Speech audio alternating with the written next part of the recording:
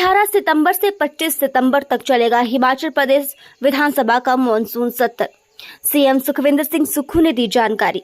Monsoon सत्र के बहाने मुख्यमंत्री का विपक्ष पर हमला। बोले, तय था सत्र लेकिन आपदा के कारण हुई देरी। कहा, विपक्ष के नेताओं को समझने की जरूरत। आपदा के समय में लगाते विधानसभा सत्र तो व्यस्त हो जाता प्रशासन, राहत और बचाव का काम होता अवरुद्ध। आपदा प्रभावित क्षेत्रों का दौरा करने से पहले मुख्यमंत्री ने राज्यपाल से शिष्टाचार भेंट की। सीएम बोले, राहत एवं बचाव कार्यों की राज्यपाल को उन्होंने जानकारी दी। राज्यपाल ने उन्हें महत्वपूर्ण सुझाव दिए। वहीं हर सोमवार को सीएम ने सचिवालय में सचिवों के साथ बैठक की। विभिन्न विभागों के सचिवों से सीएम ने विभागों के कामों का जायजा लिया। बैठक के बाद आपदा प्रभावित क्षेत्रों के दौरे पर जाएंगे सीएम सुखविंदर सिंह सुक्खू। नहीं, मानसून सत्र तो 18 से हमने घोषित कर दिया है।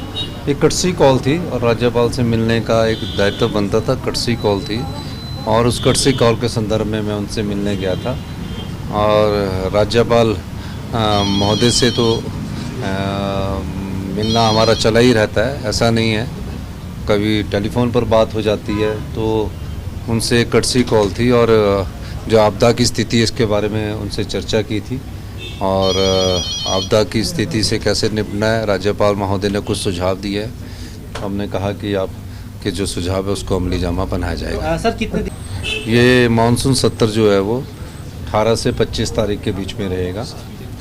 7 दिन का होगा, क्योंकि थोड़ा डिले इसलिए किया गया है क्योंकि मानसून सत्र का जो आगाज़ है वो जब शुरू हो जाता है तो सारे अधिकारी उसी काम में लग जाते हैं, सारा पुलिस प्रशासन उसी काम में लग जाते हैं। तो हमने कहा कि आपदा आई है, इसको थोड़ा डिले कर दिया जाए। मानसून सत्र होना था, इसको कोई कैंसिल थोड़ी कर सकता था, हमारी तो मैंडेटरी है। तो लेकिन आपदा के कारण इसको थोड़ा डिले किया गया है। और जिस प्रकार की आपदा आपके सामने है, भारतीय जनता पार्टी के नेताओं को भी सोचना चाहिए कि सारा डिप्टी कमिश्नर का प्रशासन इस काम में लग जाएगा, सारे सेक्रेटरी का प्रशासन इस काम में लग जाएगा, डायरेक्टर ऑफिस का प्रशासन इस काम में लग जाएगा, मानसून सत्रों के क्वेश्चन के आंसर देने में ही, चर्चा पर ही लग जाएगा। पुलिस प्रशासन के 3000 सिपाही, 2000 सिपाही इस काम में लग जाएंगे। तो जो आपदा में प्रभावित परिवार, उनको राहत कौन पहुँचाएगा?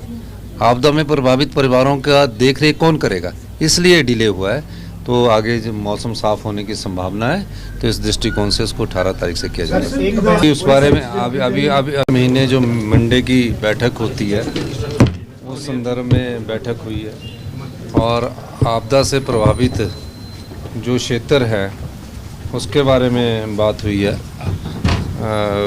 कि जो राहत एंड बचाव कार्य है, हेल्थ से संबंधित बात हुई है। तो हर अब सोमवार को सुबह सेक्रेटरीज़ की बैठक का हमने एक प्रावधान किया है। उस आधार पर ये बैठक हुई है कि कैसे आगे की स्थितियों से निपटना है और किस प्रकार हमने आगे जो हमारे संसाधन है उसका कैसे दोहन करना है।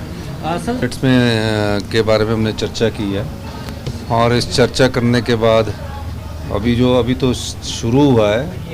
अभी फिर जो हमारी प्रेजेंटेशन होगी वो प्रेजेंटेशन के आधार पर हम आगे फैसला करेंगे। इस दृष्टिकोण से ये बैठकों का दौर है और ये रूटीन बैठकें हैं।